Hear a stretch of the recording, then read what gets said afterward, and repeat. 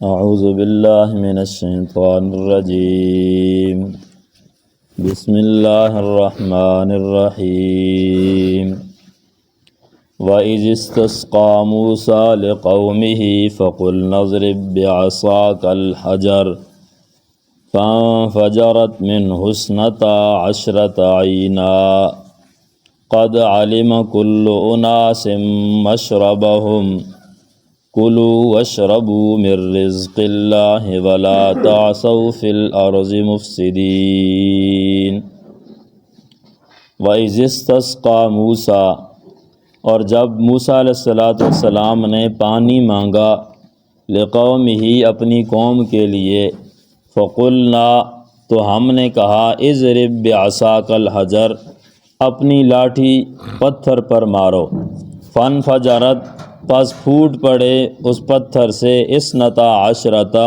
عیناً 12 چشمے، قد علم کل اناس تحقیق جان لیا ہر قبیلے نے اور ہر جماعت نے مشربہم اپنے پینے کی جگہ، کلو واشربو ہم نے کہا کھاؤ اور پیو اللہ کے رزق سے اور نہ پھرو زمین میں فساد کرتے ہوئے۔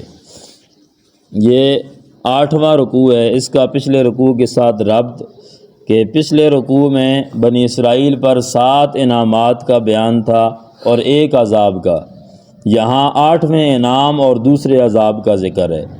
خلاصہ 4 چیزیں ہیں: موجودہ بنی اسرائیل کے آباء و اجداد پر اللہ کا انعام، موجودہ بنی اسرائیل کے آباء و اجداد کی خباثت اور اس کے نتائج، موسیٰ علیہ السلام کی دعا اور معجزہ، بنی اسرائیل کی رسوائی اور اس کے اسباب۔ وَإِذِ اسْتَسْقَىٰ 8واں انعام اور موسیٰ علیہ السلام کی دعا۔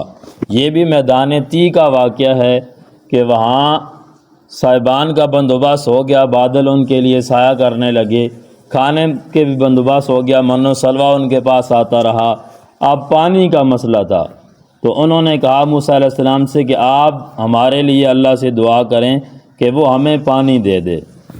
تو موسیٰ علیہ السلام نے دعا کی، یہاں سے وسیلہ اور توسل نکلتا ہے زندہ آدمی سے دعا کروانے کا۔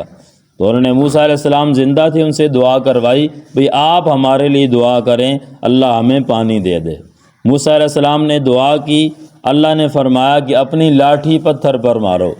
تو یہاں معجزے کی حقیقت بھی معلوم ہو رہی ہے کہ معجزے کی حقیقت یہ ہے اس میں اختیار اللہ کا ہوتا ہے، ہاتھ نبی کا ہوتا ہے، اختیار اللہ کا ہوتا ہے۔ جیسے کرامت میں ہاتھ ولی کا ہوتا ہے اور اختیار اللہ کا ہوتا ہے۔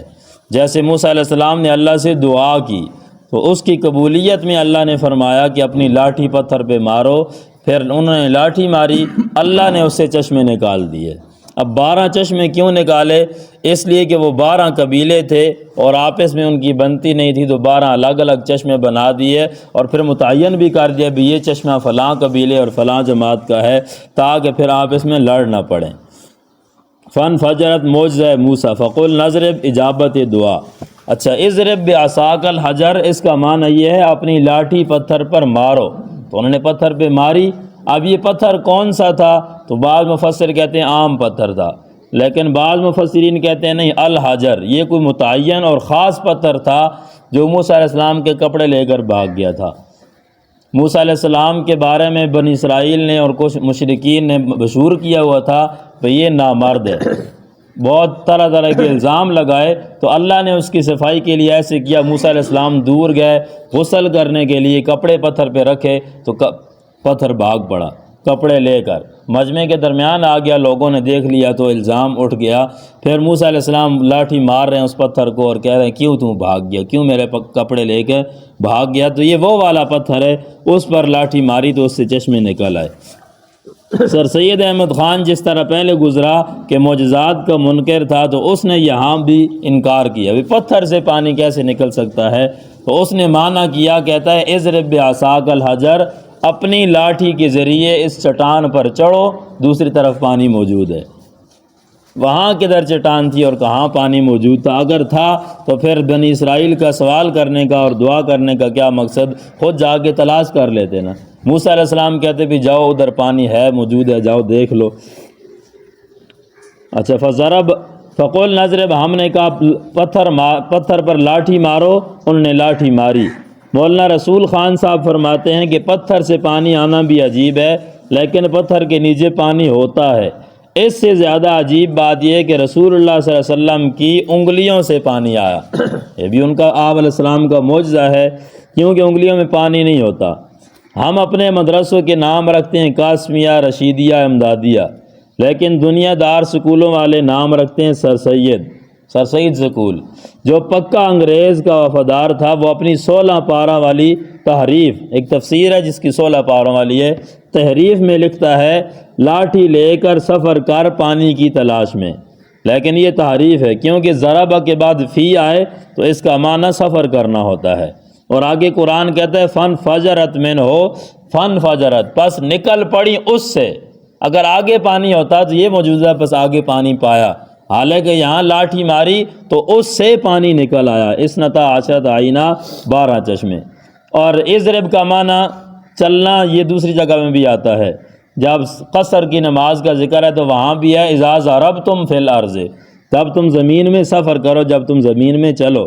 جب اس کا معنی اس کے بعد فی آئے تو چلنا ہوتا ہے، اور با آئے جس طرح یہاں ہے اضرب بعصاک تو پھر معنی مارنا ہوتا ہے، اپنی لاٹھی مارو۔ فن فجرت من حسنتا عشرۃ عینہ قد علما، 12 چشموں کی حکمت۔ ہر گروہ نے اپنے پینے کی جگہ جان لی۔ کلو واشربو، پہلا فریضہ ہم نے کہا کھاؤ، دوسرا فریضہ پیو اللہ کے رزق سے، ولا تعثوا، تیسرا فریضہ زمین میں فساد نہ کرو۔ عبدالغنی جاجروی رحمۃ اللہ لکھتے ہیں خلاصہ یہ ہے کہ اچھائی کی امید تو نہیں ہے لیکن فساد نہ کرنا، اچھائی کی تو کوئی تم سے امید نہیں ہے لیکن کم از کم فساد بھی نہ کرنا زمین میں۔ وَإِذْ قُلْتُمْ يَا مُوسَىٰ، یہ دوسرا عذاب ہے اور بنی اسرائیل کی دوسری خباثت۔ جب تم نے کہا اے موسیٰ لن نصبر علی طعام واحد، ہم ہرگز نہیں صبر کریں گے ایک کھانے پر، یعنی ایک قسم کے کھانے پر۔ کھانے تو 2 تھے، مان اور سلوا، تو معنی یہ کہ ایک قسم کا کھانا روزانہ یہی کھاتے ہیں، ہم اس پر صبر نہیں کرتے۔ فَادْعُ لَنَا رَبَّكَ، مطالبہ بنی اسرائیل، پس دعا کرو ہمارے لیے اپنے رب سے، یخرج لنا مما تنبت الارض، وہ نکالے ہمارے لیے اس میں سے جو زمین اگاتی ہے۔ اب یہاں ایک بات ہے کہ دیکھو بنی اسرائیل پر اللہ نے کتنا بڑا انعام کیا کہ اسے فرعون کی غلامی سے نجات دی، اس کو ڈبو دیا اور اس کی غلامی سے نجات دی، پھر مفت میں بغیر کسی محنت اور مشقت کے اللہ نے ان کو من و سلوا دیا، پانی دیا، ان کے لیے صاحبان، اتنے بڑے بڑے انعام کیے، لیکن انہوں نے کیا کہا بھی ہم صبر نہیں کر سکتے، ہم اس تھوڑے سے کھانے پر صبر نہیں کر سکتے، تو ہمارے لیے اللہ سے دعا کر۔ اب چاہیے تو یہ تھا کہ موسیٰ علیہ السلام کے شکریہ ادا کرتے، بھئی شکر ہے آپ آئے اور آپ نے ہمیں غلامی سے نجات دی، ورنہ ہم تو کب کیس میں پس رہے تھے۔ بجائے شکریہ ادا کرنے کے الزام لگانے لگے، بھئی تو کیسا ہے، تیرا رب کیسا ہے، ایک ہی کھانا دے رہے ہیں بھئی ہمیں، کوئی الگ الگ مختلف قسموں کا کھانا ہمیں دو۔ اور پھر انداز دیکھو، یہ نہیں کہا بھئی ہم اپنے رب سے دعا کرتے ہیں، کہا تو اپنے رب سے دعا کر، فَادْعُ لَنَا رَبَّكَ، تو اپنے رب سے دعا کر۔ جس طرح دوسری جگہ آتا ہے موسیٰ علیہ السلام نے قوم سے کہا بھی جاؤ جہاد کرو، تو انہوں نے کہا قاتل انت و ربک فقاتلا، تو اور تیرا رب لڑے، ہم تو یہاں بیٹھے ہوئے ہیں، ہم نے جب فتح ہو گئی پھر ہم آ جائیں گے۔ لن نصبر علی طعام واحد، یہ انسانی فطرت ہے کہ وہ ایک کھانے کھا کر اکتا جاتا ہے، تھک جاتا ہے، لیکن اس پر صبر کرتے نا، اتنی بڑی غلامی سے انہیں نجات ملی ہے۔